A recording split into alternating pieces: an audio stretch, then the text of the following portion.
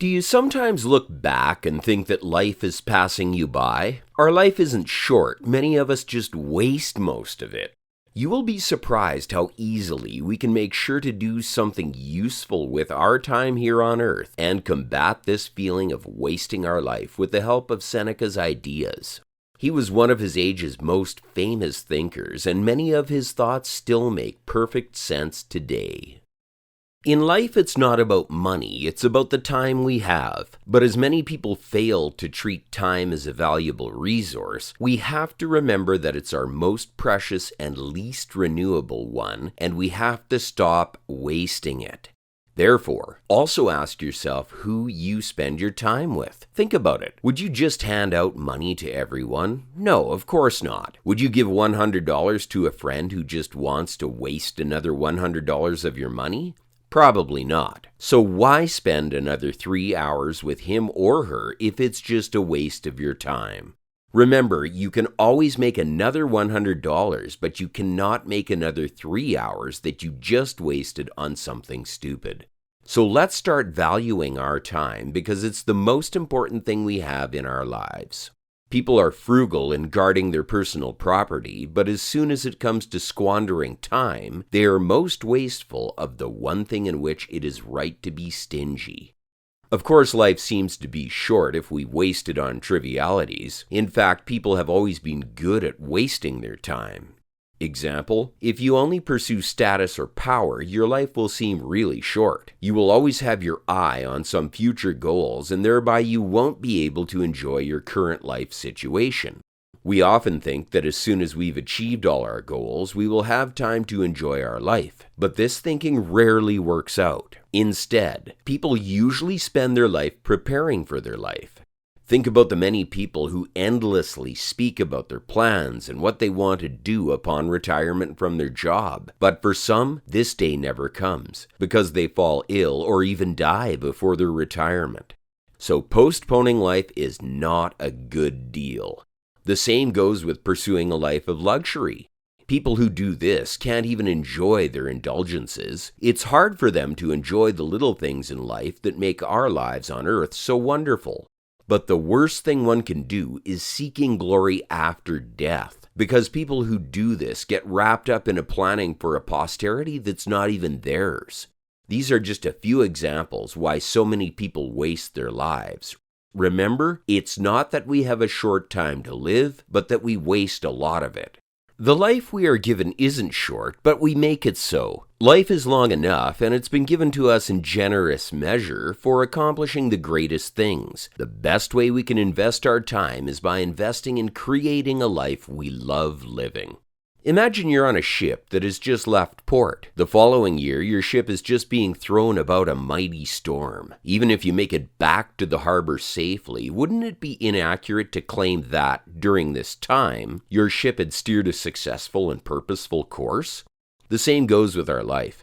Of course, it's important to make a plan and stick to it, but it's also important to remember that not every path should be pursued. Some people spend their whole lives tackling through the wind, constantly changing direction. Other people are happy to be buffeted about by the waves, and they only stop drifting when they are too tired or too old to carry on. And some people devote their time to lust and greed. They keep telling themselves that one day they'll amend their course, but most of them never do. Not only is it hard to change our habits, waiting for the right time often leads to the remorse that the time was never right. Even worse is being borne away on the winds of somebody else's preoccupations. That means it's just pointless to work for someone whose aims don't agree with our own, or just do what our parents expected us to do in life. That's the surest path to a short life. But while we have little power to change who raised us or who we were raised with, we can still forge our own path in education and self-improvement, acquiring wisdom from great thinkers and training ourselves to become better people is astonishingly easy. The works of the greatest philosophers and thinkers are always available. We can engage with them on a daily basis, and as soon as we are done, we can just set them back on the shelf. They're not going to sap our energy or waste our time as real people might. What's even better is the fact that reading books or watching our animated summaries will only have positive effects, because the inspiration will prolong our life rather than shorten it. The knowledge and wisdom books hold is condensed time that is compressed into their pages, and that adds to your time.